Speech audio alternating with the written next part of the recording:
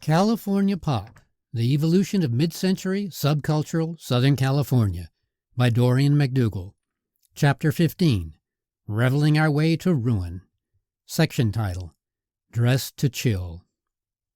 Since the coming of the conquistadors, the Southland's unique environment forced new residents to adapt nearly all their traditional modes and practices to the demands of this rarefied setting.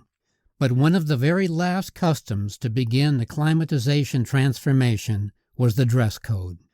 Buttoned up one way and down the other, Southern Californians, in open defiance of the prevailing conditions, stubbornly sported the very same heavy, woolen outer and overstarched inner garments worn in New York, Boston, and even London. It wasn't until the 1920s that the mores regarding appropriate apparel began to soften under the warm California sun. In America, as in Europe, upper and middle-class tradition demanded one dress up and not down. Even during the leisure hours, formal appearances were steadfastly maintained. But tradition was getting tested as sporting facilities like golf and tennis were becoming more common features at resorts, hotels, and spas. While participating in these activities, men, and sometimes even women, often felt compelled to risk censure and strip down to their shirt sleeves to better facilitate the backswing.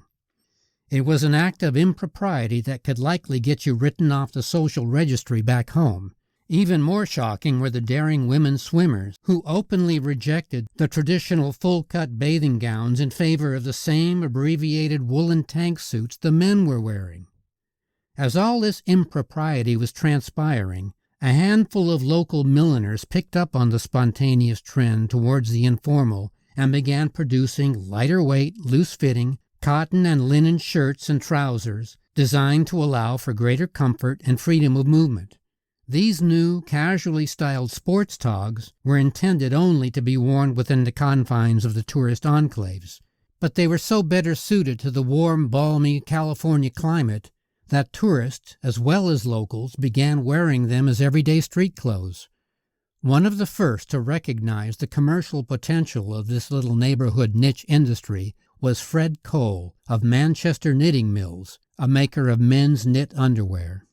In 1923, he changed the name of the company to Cole of California and hired Hollywood costumers to design a line of swimsuits made from a new form-fitting elastic material cut in the now traditional one-piece suit for women and men's brief-style bathing trunks.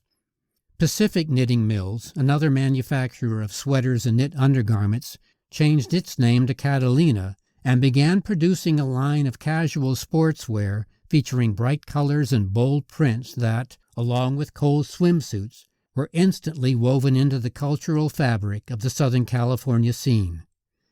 What Catalina, Cole, and a host of other West Coast outfitters did was create not just a new brand, but an entirely new category of men's and women's apparel, so unique to and closely identified with the Southland that the word sportswear in California would be forever entwined.